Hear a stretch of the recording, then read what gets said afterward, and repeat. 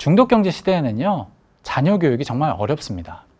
특히 요즘 아이들이나 청소년들 사이에서 스마트폰 중독이 정말 많다고 해요.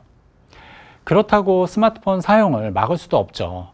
친구들은 다 사용하고 있는데 못 쓰게 하면 반항심만 키우게 될 수 있겠죠. 그렇다고 그냥 놔둘 수도 없습니다. 중독경제가 아이들에게 많은 영향을 미치기 때문인데요.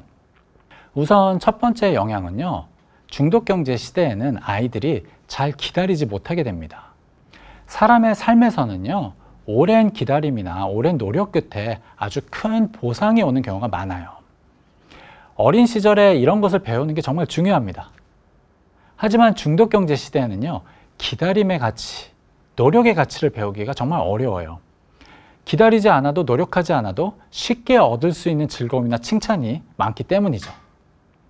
두 번째 문제는요, 중독경제 시대를 살아가는 아이들은요, 부모의 보상을 원하지 않을 수가 있습니다. 부모가 주는 칭찬이나 인정은요, 원래 아이들에게 정말 큰 보상이에요.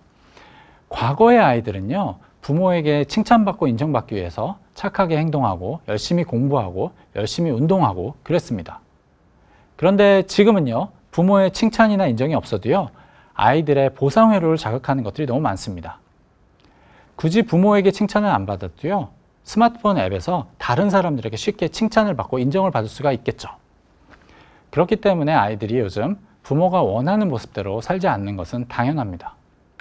세 번째 문제는요, 아이들이 게임 속에서 사회를 배우게 된다는 건데요. 예전의 게임은요, 대부분 혼자 하는 게임이었어요. 게임 안에 다른 사람들이 없었죠. 지금은 게임 안에서 다른 사람들을 만나고 이들과 대화를 하고 상호작용을 합니다. 그래서 게임 안에서 사람에 대해서 배우게 되고요, 사회에 대해서 배우게 되는 거죠.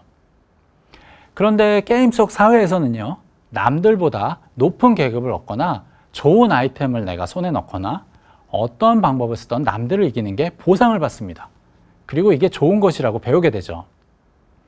게임 속 사회에서 세상에 대해서 배우고 세상에서 살아가는 법을 배우게 되면요, 현실 세계에서도 게임에서 배운 대로 살아가기가 쉽겠죠. 그렇다고 디지털 기기의 사용을 막을 수는 없습니다. 막을 수도 없고 막을 필요도 없어요. 대신 이 두 가지만 확실하게 해주시면 됩니다. 우선 아이들이 기다림의 가치, 노력의 가치를 배울 수 있게 해주셔야 돼요. 그러기 위해서는요, 아이들이 오랜 시간 기다렸거나 노력했을 때 큰 보상을 받는 경험을 할 수 있게 해줘야 됩니다. 그래서 아이들에게 약속한 것은요, 철저하게 지키셔야 돼요.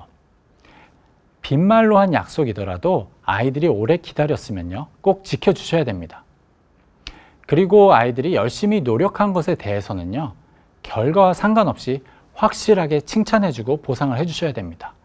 그래야 아이들이 기다림의 가치와 노력의 가치를 배우게 됩니다. 두 번째는요, 아이들이 알고리즘에 대한 대항력을 기르게 해주셔야 되는 건데요. 요즘 아이들은요, 유튜브 동영상을 굉장히 많이 봅니다.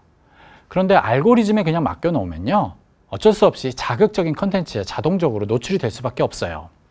이 알고리즘이라는 게 아이들을 유튜브에 중독시키는 것을 목적으로 하니까요. 그렇다고 유튜브를 못 보게 하는 것도 방법은 아니겠죠. 다들 보고 있으니까요. 그리고 사실 유튜브 안에는요, 아이들에게 유익하고 좋은 콘텐츠도 아주 많습니다.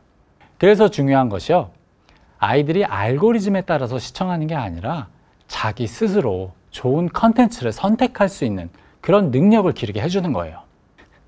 어떤 콘텐츠를 보는 게 좋은지를 판단할 수 있는 기준을 가지게 되면요, 유튜브는요, 사실 아이들에게 큰 도움이 될 수도 있어요. 그러려면 아이가 유튜브를 보거나 게임을 할 때 부모가 늘 함께 하는 것이 중요합니다. 특히 어릴 때 이런 것을 해줘야 되는데요. 그러면서 어떤 콘텐츠가 좋은지 어떤 게임이 좋은지를 함께 이야기를 하는 겁니다. 그래야 아이들이 이게 좋은 콘텐츠구나, 이게 좋은 게임이구나, 이런 것들에 대한 판단 능력이 생기고요, 알고리즘에 대한 대항력이 생기게 됩니다. 이번에는 게임 이야기를 좀 해보겠습니다. 사실 저도 게임을 정말 좋아합니다. 어렸을 때부터 오락실에서 살았고요, 지금도 게임을 정말 많이 하는데요. 그런데 과거의 게임하고 지금의 게임하고는요, 몇 가지 중요한 차이점이 있습니다. 우선은요, 게임을 할 때 아이템이 주어지잖아요. 그런데 어떤 아이템을 받을지 모릅니다. 어떤 아이템을 받을지 모르는 상태에서 귀한 아이템, 레어 아이템을 받게 되면 보상 회로가 강하게 자극이 됩니다. 그리고 보상이 주어질 때 화려한 그래픽이나 현란한 소리가 나는 경우가 많아요. 그럼 뇌가 보상을 받았다는 사실을 강하게 인식합니다.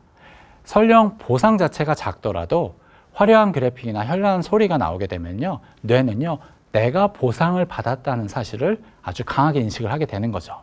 이런 점들을 알면요, 왜 요즘 게임들이 확률적으로 보상을 주고 또 보상을 받을 때 화려한 시각 효과나 소리를 사용하는지를 쉽게 이해할 수가 있겠죠. 게다가 요즘 게임 속에는요, 끝이 없어요. 아무리 재밌는 게임도요, 과거에는요, 며칠이나 몇 주간 게임을 하게 되면요, 게임의 끝을 보게 되고요, 그러면 자신이 게임에 중독이 되어 있어도 중독에서 벗어나게 됩니다. 하지만 요즘 게임에는요, 끝이 없습니다. 그렇기 때문에 중독에서 나오기도 어렵습니다. 그리고 요즘 게임은요, 그 안에서 다른 사람들을 만나서 이야기를 할 수가 있죠. 사람들이 자기가 가진 아이템에 대해서 막 칭찬도 해주고요, 또 잘하는 사람들을 막 인정을 해주고요, 이런 것들이 모두 보상 회로를 강하게 자극하는 것들입니다.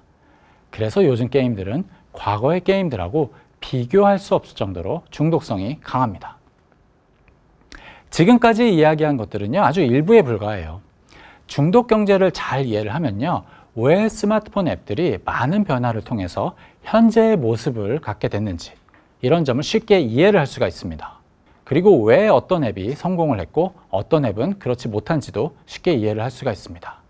그리고 앞으로 어떤 앱을 만들어야 성공할 수 있을지도 알 수가 있습니다. 그래서 중독 경제가 지금 시대를 이해하는 가장 중요한 열쇠가 되는 겁니다. 지금까지 중독 경제에 대해서 이야기를 했습니다.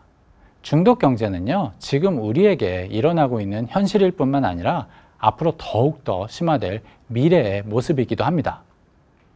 중독 경제를 피할 수도 없고요, 피하려고 할 필요도 없습니다. 사업자는요, 중독 경제 속에서 사업의 기회를 찾아야 되고요, 또 개인들은 중독 경제가 주는 혜택은 모두 누리면서도 중독은 피해야 되겠죠. 그러기 위해서는요, 중독 경제를 제대로 이해하고 중독 경제 속에서 살아가는 법을 배워야 합니다. 중독 경제 속에서 우리가 원하는 것을 얻는 방법, 행복한 삶을 사는 방법, 우리 다 같이 함께 찾아보면 좋겠습니다. 지금까지 김병규였습니다. 감사합니다.